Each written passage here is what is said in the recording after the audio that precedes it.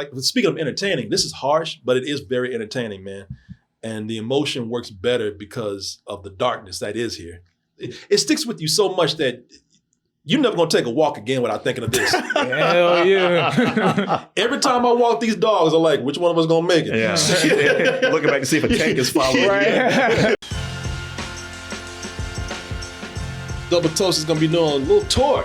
Gonna be hitting 3 cities very soon. Atlanta, Georgia, that's October 11th. Gonna be in Santa Monica, California, November 14th. And gonna be in Seattle, Washington, December 12th. And you can get your tickets for those by going to x1entertainment.com/double toasted. No one does it like Stephen King. And when I say does it, no one kills kids like Stephen King. Boy. That man is a pro at that. He's been doing it for years. That fool and does it in really creative ways. Got cosmic clowns eating kids in the gutter. Yeah. Hanging out in the daytime, just looking out there. It is like, now top that. Yeah. Come on, Georgie. Yeah. Georgie. Georgie. Georgie, you want your boat out? Georgia deserved that shit, man. Georgia He was did. going to die. Yeah, one way.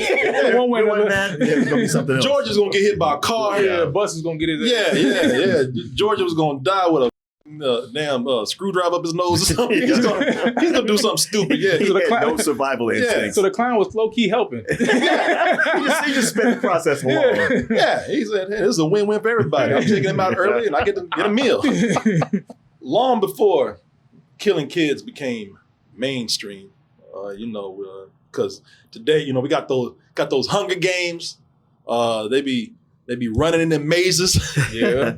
but before they were running those mazes, Stephen King was killing kids just by walking. Wow. But the most common thing that we do, he made threatening. Yeah. Yeah.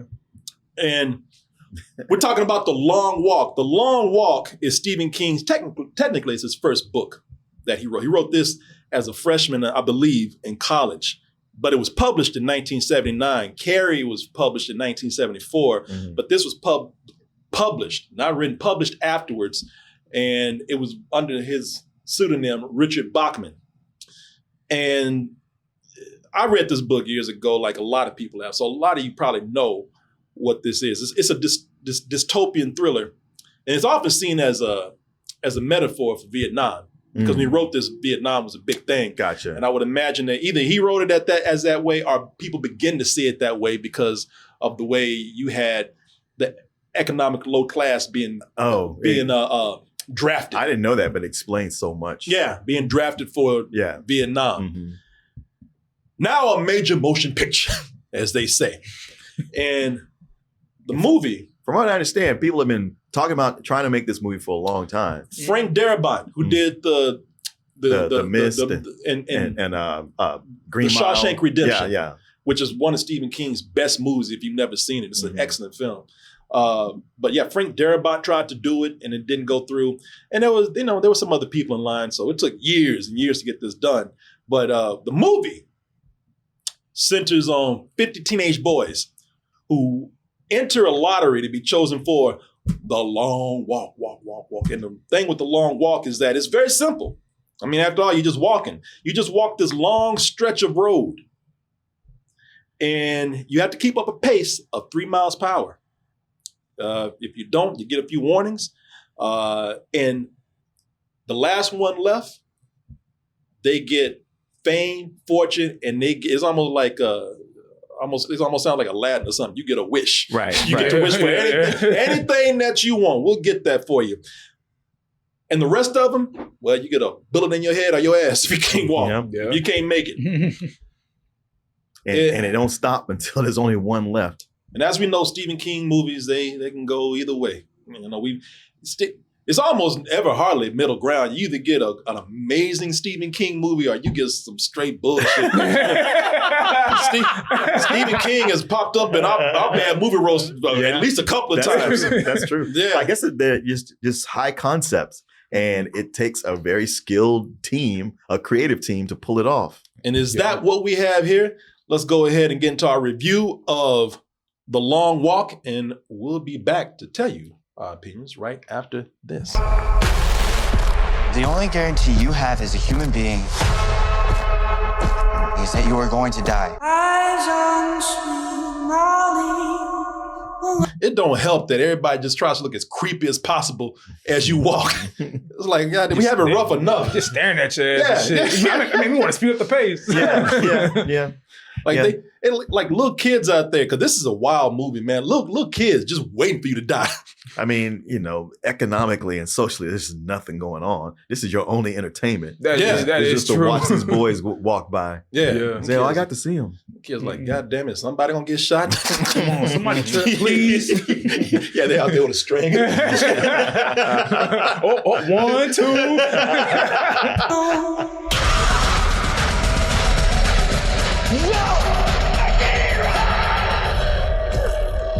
You boys are the answer.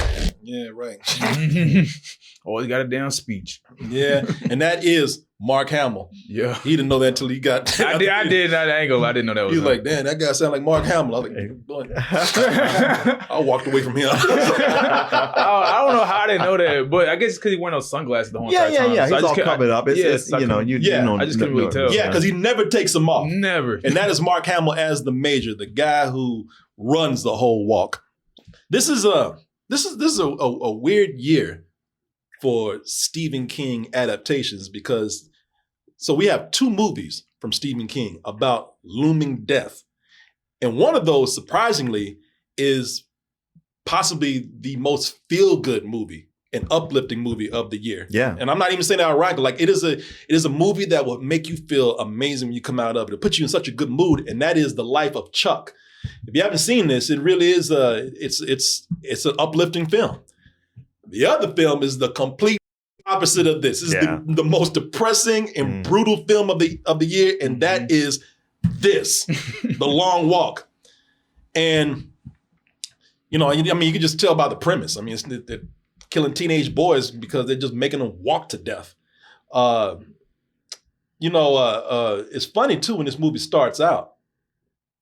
Because I'm talking about how depressing this is, and they actually get you pretty good at the beginning of this movie because it starts out high-spirited and, like any average competition out there, everybody's ready to go, everybody's ready to get into it. As I said, Mark Hamill as the Major, you saw him. He's out there giving pep talks and words of inspiration to the kids and telling the kids how proud he is of them. And, and they're all smiles and gung-ho and ready to go. I'm proud of you, boys. Maintain a speed of 3 miles per hour. Walk until there's only one of you left. Who's ready to win? Me! I was in the theater like, yeah, shit, let's walk. Motherfucker like Optimus Prime. Yeah. Walk out. Yeah, man. Boy, Sir, yes, sir. Man, I was pumped. I was ready to go, man. You were in National Guard. You're used to that. Oh, yeah. Right, yeah. So yeah. my instincts kicked in. My military instincts kicked in. And I'm like, yeah. Yes, sir, Sergeant, sir. I said, yeah, let's walk, goddammit. I'm ready. And then they start actually walking in the movie. And that first kid that gets popped, they hear that gunshot go off, and you're like, boy, everybody caught warnings. Oh, yeah, that's and for the people in the movie to the audience, all of a sudden, it's real, man. I mean, you kind of know something's coming because the way it's building. But when the main character, when his mom drops him off, and the way she's like, "I wish you weren't doing this." Yeah. Like, what is it? What's the downside of it? And then it's like, oh shit. Well, it's funny because they're all volunteers. They have a chance to back out. They have a chance to back out until the last minute. Like when you pull up at the parking lot, they're like, hey, you can go if you want to. And, the moment you cross that line, though, like the moment you get in there with the group, that's when you're committed and you got to do it. But they have a chance to back out. And the funny thing is, when they all are in it because they're all the confident one. They all have confidence. They're all the one talking about, they're going to be the one to win. Each one's talking about, when I win, boy, when I get that money. One boy's even out there talking about, man, I'm writing a book. Yeah. Because when I win this, I'm gonna get it published to tell everybody how this is from the front line right here. Yeah, that was then- Stephen King himself. Yeah, Right. He wrote himself into the story. And then that first gunshot goes off, and all those kids, all of a sudden, they're like, "This is the dumbest shit I've ever done. Why, this is stupid. Why am I doing this?" And it really catches you off guard when that happens, man. Even if you read the book, it catches you off guard with that. But I'm telling you this because it starts out uplifting, and it only goes downhill from there. It gets more brutal as it goes on, and it never lets up, man. It gets more cruel, it gets more grueling. The movie is just exhausting to watch, man. The heat, the rain, man, they reach this steep hill, and you're just like, oh, come on, man. I know. It's like y'all couldn't have picked a different route for these Yeah. boys, Yeah, or let them back off to 2 miles an hour on this part. No, that's the whole point. Yeah. It has to be the toughest kid out there. Shit, I thought it was gonna start snowing after a while. On Yeah, right. Everything was happening. Not to mention injuries, Yeah. losing your mind, bloody feet, and having to shit. Yeah. Like they do not flinch on that. And I'm Right. glad they didn't, because that's what everybody's thinking. Well, how you gonna shit on this? And they say, well, this is how. This is That how. is true. And how you gonna do it? Hope you get it right. I'll tell you how you do it quickly. Mhm. Yeah. And you got to be like a horse and just shit while you walking. And don't have diarrhea. Oh, no, yeah, no. I don't even know why they stopped the shit. I would, like I said, I would have been like a farm animal, just shitting while I'm walking, Yeah, man. as you go. Yeah. And it's funny because of all the brutal things in the movie, because there's a lot of graphic violence in here, and they don't, and again, they don't flinch from that. One of the things that they said, Stephen King almost demanded, and the director, I forgot his name, but the director who directed some Hunger Game movies. I think. Directed a lot of them. Yeah. Oh, okay. Yeah, and he Makes actually sense. did that movie that you love. That movie that was Darling, Strange Darling. Strange Darling. Yeah. Yeah, he did. Yeah, I love this- that movie. Yeah, he did Better this. not be Hello, Darling. No, Better not be. No, Strange Darling. Strange Darling. Yeah. Yeah, it was this movie that's told out of sync, based on a serial killer, which has all these real crazy twists in there. I haven't seen it yet, but Martin said it was pretty good. And that they demanded in this movie. They said, "Hey, look, do not try to pull a Hunger Games with this, where it's brutal, but you don't show the real violence." They show the real violence here. Oh yeah. And it's rough, man. It is rough. I somebody said that, because we had a Q&A after this, and there was one woman who said, "I never want to see this ever again." And what does that mean for us? Well, I'll pass this around the room and let you guys kind of give your opinions on this. I don't know about never see it again. I mean, it's an emotional movie. Yeah. And so many things are done right, especially down to the dreary color palette. Because you got this contest, as it were, but there's so much of it is like, if you think, man, why would anybody agree to this? But then you think, well, this is they talk about the economic time, the economic downturn that everybody's in.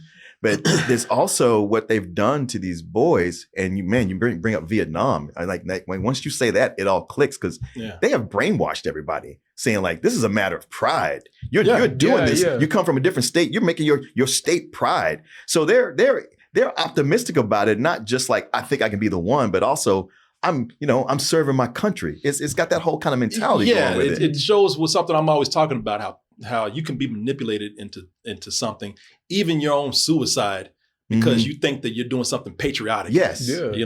Making people feel part of a group, making people feel part of of a bigger thing, even if that's going to be something that's not could possibly be the last thing you ever do. Yeah, you're right. These kids are brainwashed, and I think that's an incredible thing that they did in the movie, and a message that ain't nobody gonna learn, but it is something that's important to pay attention here. Well, I feel like all of them weren't brainwashed. Some of them weren't, I feel like. But I was one of the people that did say, like, I'm never gonna see this again. Like, that was. And you saw it again. Yeah, I know. I'm gonna go see it again. But yeah, man, definitely. Like, the big thing about this movie is I was kind of looking at it as like Squid Game. For sure. So like, there's a contest, only one winner, right? Yeah. But the difference between this and Squid Game is you're so like, not only are you attached to these characters, but all of these characters care for one another. Yeah. Like when you watch Squid Game, a lot of them characters like them, you know what I'm saying? So you can low key pick a side, but in this, it's like, no, you don't want any of them to go. So I think that's one of the hardest things about watching the movie, especially when I watched it again yesterday. I was like, damn, you just watching it like, Yeah. I don't want nobody to go. Yeah. Right. Yeah. Yeah. A big component is the camaraderie that builds Yeah. up between these guys. Yeah. Even No, the competitors. No, that is true because when you watch this, you are actually feeling compassion for people. Yes. When you watch something like Squid Game, Where it's still one winner. it's still one winner, and you just feel like you're just betting on people. Yeah. And if you're doing that, you're probably using DraftKings, man. You fucking- I was like, why did you jump in? Okay. Hey, you know what? I mean, you can probably bet on some of these kids, man. You know, but damn. it's a rough thing, it's a harsh thing, and it's cruel. But if you're gonna make bets on human lives, use DraftKings.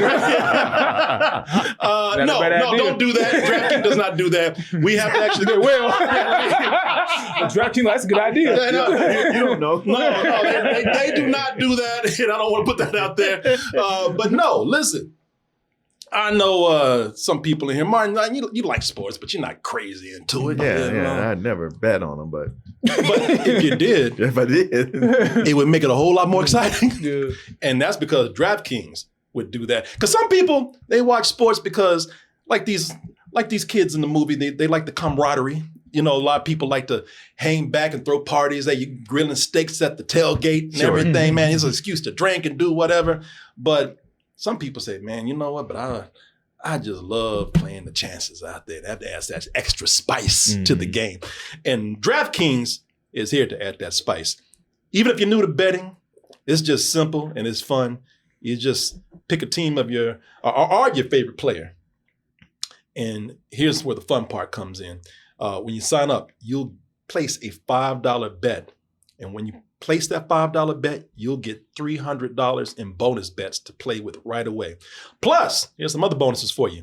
You can enjoy over $200 off NFL Sunday Ticket from YouTube and YouTube TV so that you can host the best watch parties out there because you just love football. oh, your football. Because you just love that football, and DraftKings played a big part of that. Here's something else you're going to love. I got this code for you right here.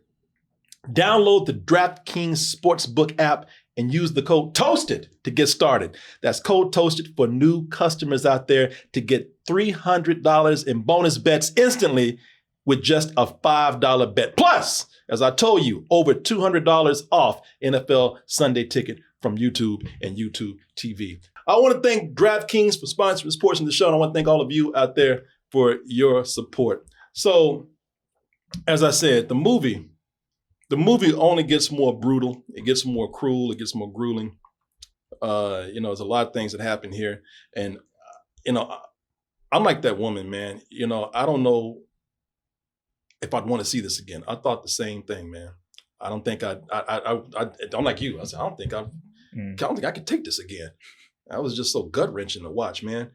But right when I walked out the theater, I said, man, I want to see this again. Yeah. I love this movie. Me too. I was like, this is maybe the best movie I've seen this year. There you go. No, it really is. It was I had a visceral reaction to it. Mhm. I mean, because I was sitting next to you. I don't know if you noticed, but I was rocking the whole time. And it wasn't because I was nervous, but I was telling you how when I lived in Houston, I used to do these walkathons. And when you walk across the city, like 26 miles for charity. So it took me back to what that felt like. And with that fear of having to keep up that 3-minute pace, the whole time I was doing this, like trying to keep my steps going so I didn't lose my pace. Man, yeah, because when you hear that, the first time that gunshot went off, I don't know if you've heard my feet, but I was my feet started moving. I'm sitting down. I was like, I gotta pick up my stuff. Put some pep in my stuff real quick, man. My feet, I'm almost scared to shout at me as far as trying to keep up your pace, man, because you see these kids, you get into their mentality. But matter of fact, sometimes they're slowing down while they're talking. I'm like, guys, come on, keep it moving. You know what I was thinking? Whenever somebody fell, you don't want me in here because I was thinking like, shit, I can get ahead now. Like in the movie when the kid fell, you probably saw me lean over a little bit trying to get ahead of that kid. Yeah, that's his problem. No, I love this because listen, like I said, I read the book, man, years ago. I was in my 20s. And there are many changes that they put in the book. For one, instead of 50 boys, it's 100. Oh, and it's like, and thank God they changed it to 50 because I don't want to see 99 kids get their brains blown out. Right. But also, there's more diversity within the cast. It has a different ending. But I'm saying this because there's one thing very important that remains here, and that is, we already mentioned camaraderie, but the movie, as brutal as this movie is, man, there is a lot of heart. Yeah. There definitely is. Yeah. There's probably one major asshole character in here, and they even left some stuff out, like the book. Because I started thinking about this more, man. I started thinking of some of the things that they did with the casting, and I was thinking, man, there was some racism in the book. Okay. Yeah, because I remember this. They were like, Black people shouldn't even be in the walk, if I remember correctly. Like I said, it's been years, but I think I remember one person was like, man, how dare you, your Black ass be up here in the walk. They called, they use the N-word and all that kind of stuff, man. They replaced that with a bit of homophobia in the movie that was not in the book. But with the exception of that and maybe some other smart ass character, man, these boys are very supportive of each other. Even though they're in a competition, they try to support the weak, and most of them are very humane, man. They hate when that gunshot goes off because they know that one of their own is dying. And as much as they want to win, they don't want to see these other kids die. No, yeah. But mostly there's these, they form these very strong friendships here, almost support groups, because they're compassionate. Most of the cast, almost all of them, they never veer off into that stereotype of the evil competitive type. Right. Yeah. There's not that. Yeah. Even if you have somebody who's an asshole, you see more dimension to the character. Yeah. They never try to sabotage each other, man. And it makes the movie more heartbreaking because sometimes they're trying to save somebody. You're like, man, that fool is gone. Yeah. You just not to give that one up. All right, you okay, right? You're all right. Come on, stick with me. Stick with me. Yeah, that's it. Stick with me. That's it, kid. Stick with me. We're right on pace. We're right on pace. Come on, Jojo Rabbit. That's Jojo Rabbit. That's the kid that played. I was not Jojo Rabbit. Not the rabbit. Stick with me, okay? Just keep walking. That's right. Come on, Curly. Come on, young. Come on, Curly. That's it. Come on. Come on, Curly, come on. Ah, you got it. Warning, number 7. Warning. Yeah, when you were that warning, like, your ass is gone. Not so much the warning, but when he stopped. When he stopped, that's it. You know he's not getting back up. Get up, kid. Get up, youngin. Get up. Oh, and does JoJo make it? We might be messing with you. You have to see the movie because they do fake out some people sometimes. So when you see the movie, you find out the fate of the rabbit right here. But when these kids start helping each other and they start making these friendships, they start bonding. The movie, even though it's this big dystopian thriller, it actually turns into more of a Stand By Me. Mm-hmm. Yeah. With these, because it feels like these, it feels like these kids are going on an adventure and not marching to their own death. Because they take it in stride, really, most of the time. Most of the them. time they do. And and it's not like somebody's getting shot every scene. Yeah. No. Yeah. Matter of fact, they give you a chance to kind of forget about it, and then it happens again. Yeah. And shakes you up. And you hear that warning. Yeah. Like, damn. Or you hear people, there'll be like some funny dialogue going on in the background. Bah! It's like, God, there's another one. Yeah. It's very, don't get me wrong. It's very suspenseful. It's even horrifying in some parts, but man, it's mostly, there are feel-good parts of this movie. And really it's because of the performances. Top-notch acting. Oh, yes, yeah. All around. Everyone here is great and everyone serves a certain purpose here. Man, the guy that got me was Ben Wang. He was the Karate Kid in the last Karate Kid movie. He's the character of Hank. He's very funny and he brings much needed comedy relief. He's a comedy relief. Yeah, who knew this guy was so funny, man? He really is. He's a standout character here. And I hate picking people out because there's so many people in this cast, and there's too many to name here. Maybe you guys can name some of your own, but Charlie Plummer, he's a character. He plays Gary, who has a lot of energy. No matter how long they've been walking, he used that energy to be a complete dick most of the time. Yeah.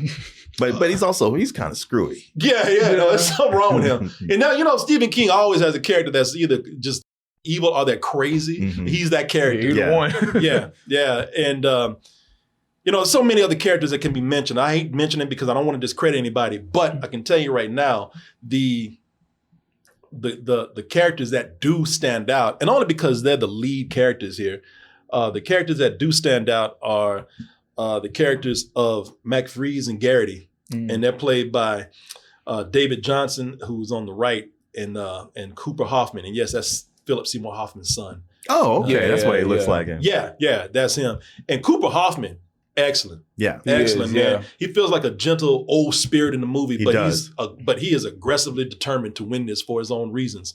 But man, there you go. the standout for me, For everybody. David Johnson. Yeah.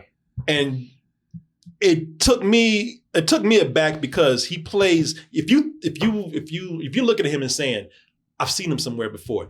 Alien Romulus. Yeah, that's what where he was a standout again. Yeah, he was a standout there, but he plays a completely different character here, man. And he's the most charismatic of them all. But his character is written to be that way. But man, he is such an amazing actor. He is. And he's getting better and better. I thought he was great in Alien Romulus, but then here I'm like, no, he's even better in this movie. Yeah, he's so diverse, man. You know, he's a real actor. He ain't playing the same dude and everything. He's playing Wade, and he played 2 different characters in Alien Romulus. Oh, that's right. Yeah, if you've seen Alien Romulus, you know why. That's all I'll say. But he is he's such a different character. He's so good that, you know, I love watching him from the moment he opened his mouth. They say you shouldn't make friends on a long walk. I sort of like you three. Even you, Olsen. All for one. And one for all. Hell yeah. You see his moments like that where it's like, and there's already been really rough scenes that have happened, but you know, these characters bring you back in. Yeah, you wish it could just be the 4 of them and they could just all go on to glory. Yeah. Like the rules get changed just for them. And it's because the 100 people in the book, if I recall, I think the Musketeers were even a larger group. Oh, really? That were together, yeah. I see that could be harder for a movie. Yeah, they had to trim it down, man. Yeah, they couldn't do that. It's funny, Hank, when I first saw it, was my favorite character. But then when I resaw it again yesterday, Arthur became my favorite character. Which one is Arthur? Arthur is the I forgot to say the actor's name. He was in the 4 group, the other one, like the really dark guy. Oh, him. Oh, yeah. He became my favorite character. They're all great, man. Yeah, they're all good. They're all great. Yeah, but my favorite was David Johnson, man. I love that actor. That's the guy that I can't wait to see what he does. Sure. Next, yeah. But him and Hoffman play off each other so well. They do. No. You think they've been friends for years. And that's the thing about it, man. They, you know, the friendship between all of these, but really Cooper Hoffman and David Johnson, they're the friendship between those, they set the tone for all the other boys. It's almost like if they weren't there, maybe all the other boys would have been assholes. You know, but like those two, I see what you're saying. Yeah, those two kind of set the tone with their friendship for all the other kids on the walk, and they keep everybody in good spirits and they keep everybody human, man. And despite, you know, all the brutality that happens in this, they bring real joy. You know, it's just fun to watch, man. It's at certain points because of, you know, they like I said, they keep their spirits up. They manage to keep making jokes. They manage to keep looking at the positives and everything. Like all those creepy ass people that were on the side of the road just staring. Somehow, man, his old optimistic ass, like, that's beautiful. It's like, no, it's not. It's weird, man. Look, he got some fans. I mean, it's beautiful compared to everything else. No, that's true. You know, because despite the brutality, the reason they bring joy is because instead of being competitors, they decide to be lifelong friends. Because their life ain't gonna be that long, probably. No, it's beautiful, man. It's beautiful. The only thing that you're doing is like, if you're watching the movie, it's so beautiful, their friendship. It's like, you know, you're kind of dreading what's gonna happen at the end. Yeah. With that, when the time comes. So this is really a big sleeper, man, of this year. I think a lot of people gonna like this. I haven't like read any reviews or anything yet, but I really think this is gonna be a big surprise for people. I don't know if it's going to be a hit, but I think it's going to be a surprisingly good movie. One of the best movies this year for people out there. Yeah, I you know, I mean, we've seen some good movies this year, but I didn't have a reaction like to any of those others like I did with this. Right. Yeah, really. Yeah. And it's also a thing where, like I was like, there's been a lot of these kind of movies, really, you think about it. This whole thing of people in a down economic time, desperate time, having to compete in these deadly games. You know, we just saw Squid Game and we got The Running Man just like right on our heels. And that's a Stephen King movie Yeah, another too. Stephen King movie. Oh. And like you just start reading Dungeon Crawler Carl. Yeah, and it's got that whole, and then all the Hunger Games and all that. Yeah. It just, there's almost this feeling of like, are they trying to send us a message? Is this something we need to know? Well, they've done this before, because you had Battle Royale Yeah. in the 90s, and then you had like, what's the one when you turn 30 years old? Oh, Logan's Run. Logan's Run. Yeah, but that's more of a like, okay, kill the young people. But this is more of a like, times are desperate and this is what you got to do. You got to put yourself out there and die for other people's entertainment. Even with that goddamn Mr. Beast games. Like why is this thing out here? Like, I don't know if this be being told a message or this is just where our society is now, where it's like, it's open to it. But we all watch Squid Game and yeah, you say like we got into it kind of betting on it, but it feels like a joke after you watch this. And this just feels so relevant to life. Like even right now, like this could have come out 10 years ago. And I know it would have had the same impact it has right now. Like how possible it is, I don't know, but it does feel like, the economy's bad right now. We are often referring to what we live in right now as dystopian times, Mhm. even authoritarian. Yeah. And then like you said, you got Mr. Beast on Amazon. Yeah. Having people being acting a fool for money. Netflix is doing the real Squid Games. Treating it like it's a joke. Yeah. You got games doing it. So Fortnite. while this movie was, while the book was a reflection of, people doing comparisons to the Vietnam War, this does feel like it's making a statement about our times now in a way, which Stephen King is always ahead of the game on that shit, man. Stephen King predicted Trump with the Dead Zone. Mm-hmm. Stephen King predicted these crazy games with The Running Man and this. The Running Man's another one's coming out because now you have a feel-good movie from Stephen King. You had this dystopian crazy thriller right here, and you get an action movie. Yeah. From Stephen King. Stephen King's all over the place now. Mhm. Stephen King is one of the biggest influences on pop culture that we've ever had. Yeah. And it's wild how all this Stephen King stuff, it kind of died off. And it seemed like once Stranger Things came on, which was borrowing from Stephen King. Now it's just this flourishes Stephen King. It's almost like he's been reborn. His material anyway. Yeah. But he's kind of been on a roll. I really loved the Life of Chuck. Life of Chuck. Yeah. I really love this movie. And Running Man looks like it's gonna be fun.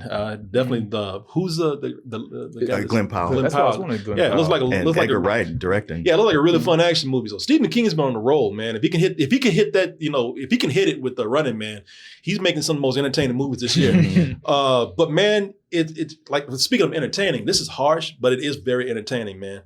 And the emotion works better because of the darkness that is here. It sticks with you so much that you're never gonna take a walk again without thinking of this. Hell yeah. Every time I walk these dogs, I'm like, which one of us gonna make it? Yeah.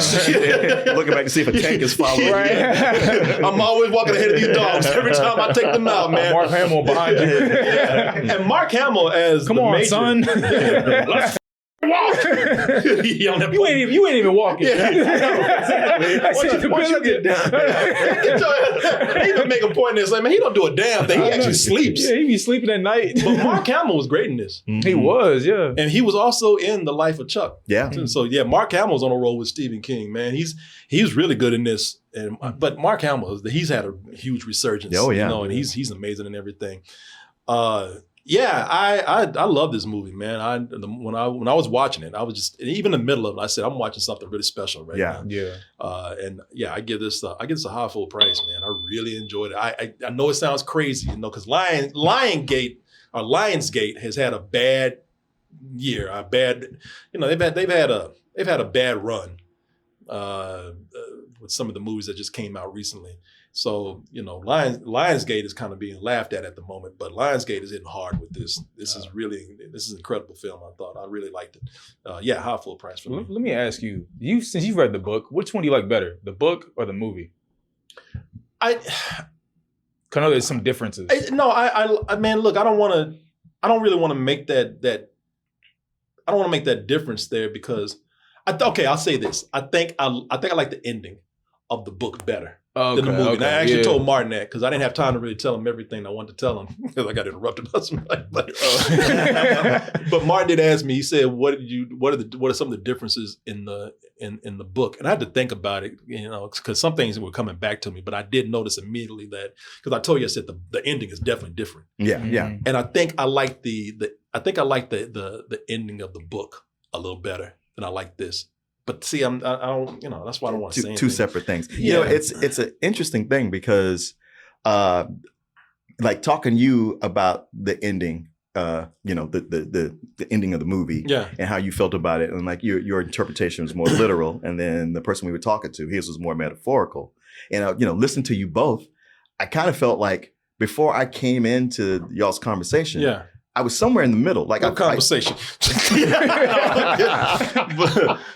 I feel like I was somewhere in the middle between those two. And then once y'all got talking for that hour or so, I was like, yeah, you actually both have put me right back in the place where I was. Yeah, and he makes a great point. Mhm. I wanted to tell him like the I only know thing, if he would let you, but I couldn't. but he did have a great interpretation. Mm-hmm. But I of course I'm not going to say what the ending is. But Yeah. I had mine. I can meet him halfway with that. Yeah. He had a great interpretation of it, but I still like the ending of the book better. I think where he made some great points. I think there's a little bit of a cop out with this one right here. And I know what they did, but I don't think it's going to translate to the audience that well. Mm-hmm. But reading to tell you about the book, man, the book is set like in the 60s. Okay. And the movie did a great job at like not telling you that it's the 60s, just putting little hints in there saying that it might be like the old cars. Mm-hmm. And the even the towns that they walk through feel like small towns from the 60s. And I like the way they didn't tell you what period it was. For all you know, it might be an alternate dimension or something. Yeah, but also I think there's still some depressed little towns in America that you go through and see this kind of stuff. Yeah. They never show you any modern technology, anything. Right. Like I said, all the cars are old cars. Yeah. And so, but they're not saying what it is. They leave that kind of open to you right here. This Yeah. might be a parallel universe. We don't know. Yeah. But I thought either way, I thought that was a really great idea to not literally make it 1960 whatever, Mhm. to just come in and say this is a world that might be, might not be. Sure. So, I thought that was genius what they did right there. Sure. Well, yeah, because once you say, well, this is 1960, whatever, then you're like, well, then what about this? Yeah. What about that? And what Yeah, about yeah. that? That was sort of something Fantastic Four had going on. Like, this is cool, but there's a lot of things about the 60s y'all leaving out here. Yeah. But I'm there with you. This is, like I said, everything I said, visceral reaction, has a lot to say. We see a lot of movies that they're just entertaining, but this had a lot to say. And as far as a movie that I would watch again, I get the whole, I never want to see it again, but it's the kind of movie where I don't know that I would go out to see it again, but I would definitely watch it again if I was with somebody who hadn't seen it. I would love to rewatch it with somebody who hadn't seen it, just to rewatch it and watch their reaction to it. Yeah. This is a high full price bordering on a Better Than Sex. Here's another thing I might tell you what it is.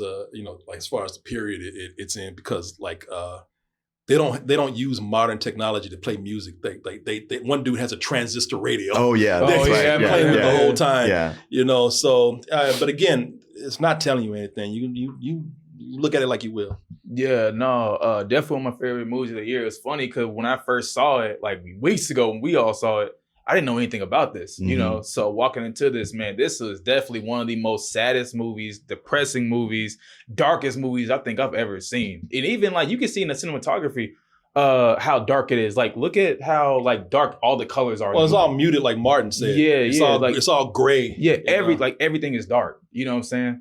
But I think what really won me over with this movie is just the characters. So I definitely loved it. Great acting performances. I think the biggest complaint I'll probably give the movie would be that sometimes the dialogue was kind of hard to hear, but maybe it's because they were walking. I agree. Because I couldn't understand what they said. Yeah, sometimes, I was thinking like Tenet a little bit, but not all the way Tenet. Well, especially him. As much as I love David Johnson in this, there were some things he said with his country as I couldn't understand.